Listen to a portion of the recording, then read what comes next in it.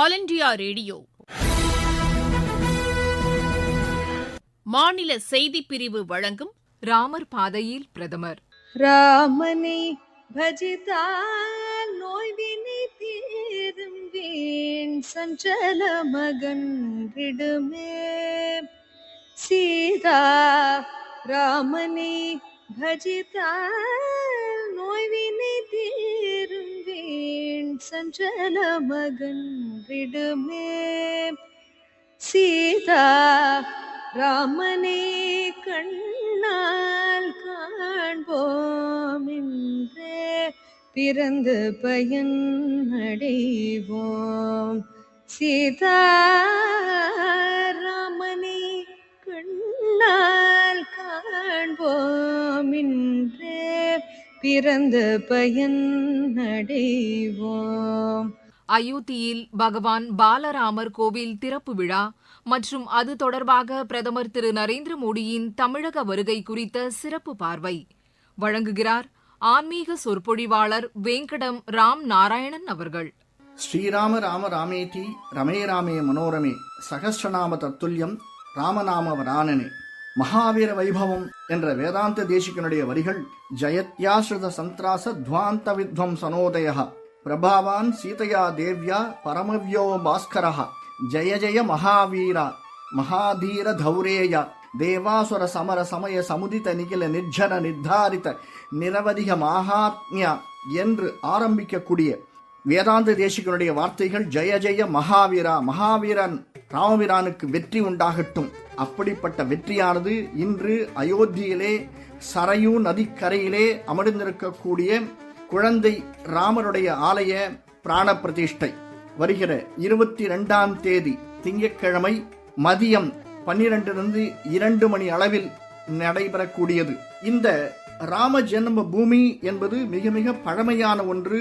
யுகங்கள் கடந்தது, நம்மால் நிர்ணயிக்க முடியாதது, அளவிட முடியாதது. அயோத்தியிலே ராமனுடைய ஆலய பிராண பிரதிஷ்டை தினமானது தை மாதம் 8ஆம் தேதி துவாதசி திதி அன்று மிருகசீரிஷ நட்சத்திரத்தில் செவ்வாயினுடைய திசையில் நடைபெறப் போகிறது. இதுல ஒரு விசேஷம் நாம் கவனிக்கலாம். ராமருடைய ஜாதகமானது சித்திரை மாதம் புனர்வசு நட்சத்திரம். அந்த சித்திரை அப்போது சூரியன் உச்சம். அந்த சூரியனுடைய உச்சமாக இருக்கக்கூடிய இடத்திலே அந்த சித்திரையிலே இந்த லக்னம் அமைந்திருக்கிறது.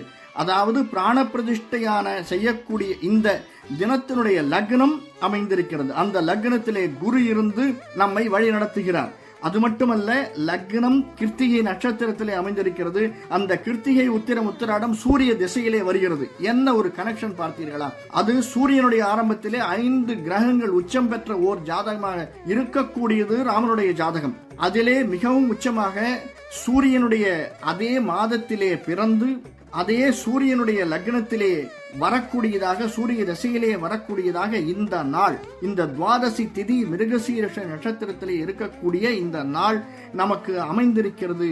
அது மட்டுமல்ல, 2 சந்திரன் மிக அழகாக 12ஆம் இடத்திலே ராகு, ஜாதக கட்டத்திலே 6 கேதுவும் 12 ராகுவும் இருந்தால் அது உயர்ந்த ஜாதகம் என்று சொல்லுவார்கள். அதே போன்று இங்கு 12 ராகு இருப்பது மிக மிக உயர்வானது ஜாதகமாக இந்த நாள் கணிக்கப்பட்டிருக்கிறது என்று சொன்னால் மிகையாகாது. கோர்ட்டினால் ஒப்படைக்கப்பட்ட பின்பு அடிக்கல் நாட்டு விழா நமது தற்போதைய பாரத பிரதமர் திரு நரேந்திர மோடிஜி அவர்களால் 5/8/2019 நிர்மால்யம் செய்யப்பட்டது. அடிக்கல் நாட்டு விழா கோணப்பட்டது. இந்த அடிக்கல் நாட்டு விழாவிற்கு பின்பு இந்த தீர்த்த கஷேத்திர ட்ரஸ்ட் மிகவும் அருமையாக செயல்பட்டு எந்தவிதமான அரசியல் சூழ்நிலையும் அரசியல் ஈடுபாடும் இல்லாதவர்களிடம் பணம் கலெக்ட் செய்து இந்த ராம ஜென்மபூமி இருந்த இடத்திலே ராமருக்கு ஒரு கோவில் எழுப்ப பாடுபட்டனர். அந்த கோவிலானது தற்போது இந்த இடத்திலே 22 ஜனவரி 2024 பிராண பிரதிஷ்டை செய்யப்பட போகிறது. இது ஒரு காலத்தில், அதாவது இந்த 5/8/2019 அடிக்கல் நாட்டு விழாவும் ராமனுக்கு பிரியமான ஆடிப்பூரத்தில் ஆண்டாளுடைய பிரியமான நட்சத்திரத்தில் அடிக்கல் நாட்டு விழா நடைபெற்றது என்பதை நாம் உணர வேண்டும். நம்முடைய பாரத பிரதமரின் முயற்சியாலும் மற்றவர்களுடைய ஒத்துழைப்பாலும் இந்த தீர்த்த கஷேத்திர ட்ரஸ்டினுடைய அமைப்பாலும் இந்த அடிக்கல் நாட்டு விழா நடத்திய பின்பு ராமருடைய ஆலயம், குழந்தை ராமருக்கான ஆலயம் மிக விமர்சையாக பிராண பிரதிஷ்டை செய்யப்பட இருக்கிறது. இந்த இடம் 2.7 ஏக்கர் நிலத்தில் கட்டப்பட உள்ளது. 57,400 சதுர அடிகள் இந்த பில்டப் ஏரியாவாக இது செயல்பட்டு கொண்டிருக்கிறது. இந்த ஆலயமானது 360 அடி நீளமும் 235 அடி அகலமும் 161 அடி உயரமும் கொண்டதாக அமைய பெற்றிருக்கிறது. இந்த அடித்தளம் 3 அடுக்கு அடித்தளத்தை கொண்டதாக, ஒவ்வொரு அடுக்கும் 20 அடி உயரம் கொண்டதாக இந்த அமைப்பு ராம ஜன்ம பூமி இருந்த இடத்திலே ராம் மந்திர் அமைக்கப்பட்டிருக்கிறது. இதற்கு முக்கியமாக இரும்போ ஸ்டீலோ அதன் ரிலேட்டடோ எந்த விதமான கட்டுமான பணிகள் இல்லாமல், நோ ஸ்டீல் நோ அயர்ன், இந்த ராமருடைய ஆலயமானது ராஜஸ்தானத்திலிருந்து தருவிக்கப்பட்ட பன்சி பஹர்பூர் பிங்க் கற்களும் ஒயிட் மக்ரானா மார்பிள் மற்றும் கிரானைட் கற்களும் கொண்டு எழுப்பப்பட்டுள்ளதாக தெரிகிறது. அது மட்டுமல்ல, இப்படிப்பட்டதோர் ஆலயத்தை, உலகமே எதிர்பார்த்து கொண்டிருக்கக்கூடிய ஒரு ஆலயத்தை, அதனுடைய பிராண பிரதிஷ்டையை முன்னின்று நடத்தி கொடுக்கிறார் நம்முடைய பாரத பிரதமர் திரு நரேந்திர மோடிஜி அவர்கள்.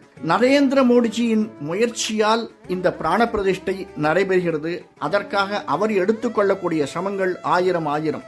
அவை தனக்கு மட்டுமல்ல, இந்த உலகத்திற்கே பயன்பட வேண்டும் என்று நினைத்து அதற்காக விரதம் இருந்து ராமர் சென்று வணங்கி அவர் நடந்து ராவணனை அழித்து செய்த செயல்கள் அனைத்து இடங்களையும் தான் சென்று வணங்கி அவருடைய ஆசியை பெற வேண்டும் என்று நம்முடைய நரேந்திர மோடிஜி அவர்கள், பாரத பிரதமர், அந்த வழியிலே சென்று நமக்கு ஒரு உதாரணமாக திகழ்ந்திருக்கிறார்.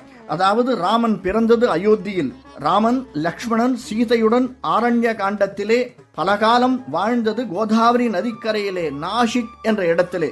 அந்த இடத்தை நம்முடைய பாரத பிரதமர் வந்து வணங்கி, அதற்கு பிறகு சூர்பனகை கர்வபங்கம் என்று சொல்லுவோம், அந்த இடத்தையும் அவர் தரிசனம் செய்து இந்த உலகத்திற்கு காண்பித்திருக்கிறார். அதை அடுத்து ஜட்டாயு மோக்ஷம். இந்த ஜட்டாயு மோட்சமானது லேபாக்ஷி என்ற இடத்தில் நடைபெற்றிருக்கிறது.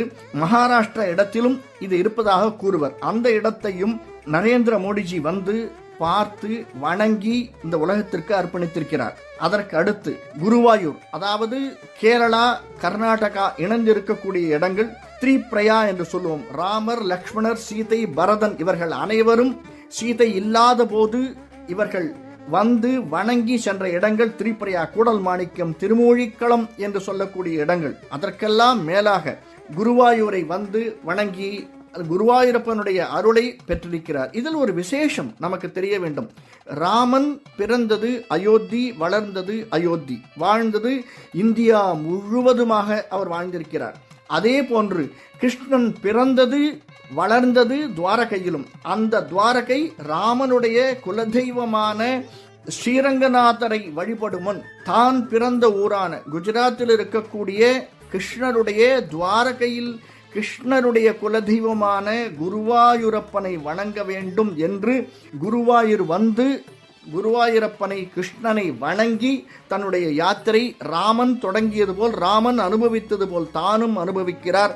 அதை இந்த உலகத்திற்கு எடுத்து காட்டும் விதமாக ஒவ்வொரு இடத்திலும் ஒவ்வொரு கோயிலும் அந்த கோயிலுடைய வழிபாடு முறைகளை பின்பற்றி, ஆகம முறைகளை பின்பற்றி அதற்கு ஏற்ற வண்ணம் வணங்கி நம்முடைய அடுத்த பரிமாணத்திற்கு நம் பாரத பிரதமர் எடுத்துக்கொண்டு செல்கிறார். இதில் முக்கியமான நாம் பார்க்க வேண்டிய ஒன்று, குகனுடம் ஐவரானோம் முன்பு, பின் குன்று சூழ்வான் மகனுடம் அறுவரானோம், எம்முழை அன்பின் வந்த அகனமர் காதலைய நின்னுடம் எழுவரானோம் என்று விபீஷண சரணாகதியின் போது ராமன் சொன்ன வார்த்தைகள். அந்த விபீஷணன் தனக்கு வேண்டும், உன்னுடைய ஞாபகார்த்தமாக எனக்கு ஏதாவது வேண்டும் என்று சொன்னபோது கம்பனுடைய வார்த்தைகளிலே தம்மையே தமர்க்கு நல்கும் தனிப்பெரும் பதத்தை தாமே என்று சொன்ன வண்ணம் தான் குல தெய்வதம் என்று சொல்லக்கூடிய அந்த ரங்கநாதரை விபீஷணனுக்கு வழங்கி விபீஷணன் ஆராதிக்கும் வண்ணம் அவனிடம் சமர்ப்பித்தார் ஸ்ரீராமபிரான். அந்த விபீஷண சரணாகதி நடந்த இடம் இந்த ராமேஸ்வரம் அருகிலே, தனுஷ்கோடிக்கு அருகிலே இருக்கக்கூடிய இடம். அந்த விபீஷணனானவன் எடுத்துக்கொண்டு வந்த ஸ்ரீரங்கம் ரங்கநாதரை ஸ்ரீரங்கத்திலே பிரதிஷ்டை செய்து விட்டான். அவன் அந்த விபீஷன் ஸ்ரீரங்கத்திலே பிரதிஷ்டை செய்த ஸ்ரீரங்கநாதரை தானும் வணங்க வேண்டும் என்று சென்னை வந்த திரு நரேந்திர மோடி அவர்கள் ஸ்ரீரங்கம் சென்று ஸ்ரீ ரங்கநாதரை வணங்கி ஸ்ரீ ரங்கநாதருடைய பிரபாவங்களை அங்கிருந்தே அருகிலிருந்தே உணர்ந்து கோயிலை முழுவதுமாக வலம் வந்து அங்கே அவர்கள் பாடக்கூடிய பாடல்களை கேட்டு அங்கே இருக்கக்கூடிய சிற்பங்களை ரசித்து அங்கே பூஜை செய்யக்கூடிய மற்றவர்கள் கொடுக்கக்கூடிய அனைத்து பிரசாதங்களையும் ஏற்று அந்த ராமபிரானுடைய குல தெய்வதத்தை வணங்கி வழிபட்டு அங்கிருந்து ராமேஸ்வரம் செல்கிறார். இந்த ராமேஸ்வரம் விபீஷ்ண சரணாகதி அடைவதற்கு மட்டுமல்ல, ராமன் இந்தியாவிலிருந்து இலங்கைக்கு செல்லக்கூடிய தரை வழியாக செல்லக்கூடிய இடமாகவும் அமைந்திருக்கிறது. ராவணனை கொன்ற தோஷத்திற்காக ராமபிரான் சிவலிங்க பூஜை செய்தது இந்த ராமேஸ்வரத்தில். அந்த ராமேஸ்வரத்தில் நம்முடைய பாரத பிரதமர் மோடிஜி அவர்கள் புனித நீராடி 22 புனித தீர்த்தங்களிலும் நீராடி, அக்னி தீர்த்தம் உட்பட்ட பல தீர்த்தங்களிலும் நீராடி, பிறகு சேது சமுத்திரத்திலே நீராடி அங்கே ராமபிரான் வழிபட்ட லிங்கத்தையும் அங்கே இருக்கக்கூடிய உப்பு லிங்கத்தையும் மற்ற சந்நிதிகளில் இருக்கக்கூடிய தெய்வங்களையும் வணங்கி வழிபட்டு ராமபிரானை வணங்கி அந்த இடத்திலிருந்து தனுஷ்கோடி செல்கிறார். இந்த தனுஷ்கோடி ஒரு விசேஷம். மிகவும் கடலால் அரிக்கப்பட்ட இடமாக இருந்த தனுஷ்கோடியை சில வருடங்களுக்கு முன்பு மிக அழகாக வழிகள் செய்து அதை உலகுக்கு அர்ப்பணித்தவர் நரேந்திர மோடிஜி அவர்கள். அந்த இடத்திலே தனுஷ்கோடியிலே ஸ்ரீராமனுடைய கோவில், அதாவது விபீஷன் எங்கே சரணாகதி மேற்கொண்டானோ அந்த இடத்திலே ஸ்ரீ ராமபிரானுடைய கோவிலை, அந்த இடத்திலே ராமபிரானை வழிபட்டு விபீஷனுடன் ராமன் இருந்த இடத்திலே தானும் இருந்து வணங்கி வழிபட்டு ராமபிரானை ஏற்றுக்கொண்டு அந்த இடத்திலிருந்து நேராக அங்கு இருக்கக்கூடிய தீர்த்தத்தையும் அங்கு இருக்கக்கூடிய மண்ணையும் எடுத்துக்கொண்டு நேராக காஷி, கயா, அயோத்தியா சென்று அங்கே அர்ப்பணிக்கிறார். அதாவது இந்தியா என்பது காஷ்மீர் முதல் கன்னியாகுமரி வரை ஒரே ஒரு நாடு, ஒரே நாடு என்பதை தீர்மானிக்கும் விதமாக ராமபிரான் அயோத்தியிலிருந்து இலங்கை வரை நடைப்பயணமாக சென்றதை இந்த உலகிற்கு காட்ட வேண்டும். அனைத்து இடங்களும் ராமன் அடிபட்ட, ராமன் கால் வைத்த இடங்கள் தான் அவை என்று உலகிற்கு உணர்த்த வேண்டி தானும் அந்த வழியிலே வந்து ராமபிரானை வணங்கி, ராமன் வணங்கிய தெய்வங்களையும் வணங்கி வழிபட்டு இந்த ராமனுடைய கோவிலை, குழந்தை ராமனுடைய அயோத்தி கோவிலை பிராண பிரதிஷ்டை செய்து இந்த உலகிற்கு நாளை, அதாவது திங்கட்கிழமை 22 ஜனவரி அர்ப்பணிக்கிறார். அவர் இவை அனைத்தையும் செய்து ராமபிரானுடைய அருளை பெற வேண்டும். நாம் மட்டுமல்ல, இந்த இந்தியா மட்டுமல்ல, இந்த உலகமே இந்த ராமபிரானுடைய அருளை பெற வேண்டும். உலகத்திற்கு ஒரு ஒளியாக ராமபிரான் விளங்குகிறார் என்பதை உலகம் உணர வேண்டும் என்று அந்த பிராண பிரதிஷ்டையில் ஈடுபட்டு அந்த தீர்த்தக்ஷேத்திர ட்ரஸ்ட் அவர்கள் அழைத்ததன் பேரில் அனைவருடனும் சென்று பிராண பிரதிஷ்டையில் ஈடுபட்டு இந்த கோவிலை 22 நமக்கு, இந்த உலகிற்கு அவர் அர்ப்பணிக்கிறார். அந்த பிராண பிரதிஷ்டையில் நாமும் கலந்து கொண்டு ராமன் எப்படி ராவணனை வீழ்த்தி அயோத்திக்கு திரும்பும் போது ஒரு பெரிய விழாவாக அயோத்தி மாநகரமே கொண்டாடியதோ, அதே போன்று இந்த விழாவையும் நாமும் ஒரு பெரிய கோலாகலமாக கொண்டாடி விளக்குகள் ஏற்றி வானவெடிப்புகள் வெடித்து மிகவும் உற்சாகமாக கொண்டாட வேண்டும் என்று அந்த ட்ரஸ்ட் விரும்புவது போலவே நாம் அனைவரும் இந்த ஒரு பெரும் மாபெரும் நிகழ்ச்சியிலே, யாகத்திலே கலந்து கொண்டு ராமபிரானுடைய அருளை பெறுவோமாக. ஸ்ரீராம ராம ராமேதி ரமே ராமே மனோரமே சகஸ்ரநாம தத்துல்யம் ராம நாம வரானனே. ஜெய் ஸ்ரீராம், ஜெய் ஸ்ரீராம். நேயர்கள் இதுவரை கேட்டது ராமர் பாதையில் பிரதமர்.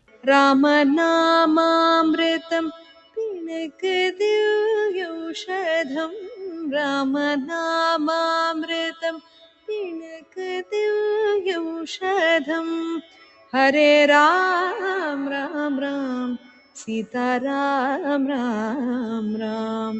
அயோத்தியில் பகவான் பாலராமர் கோவில் திறப்பு விழா மற்றும் அது தொடர்பாக பிரதமர் திரு நரேந்திர மோடியின் தமிழக வருகை குறித்த சிறப்பு பார்வை வழங்கியவர் ஆன்மீக சொற்பொழிவாளர் வெங்கடம் ராம் நாராயணன் அவர்கள்.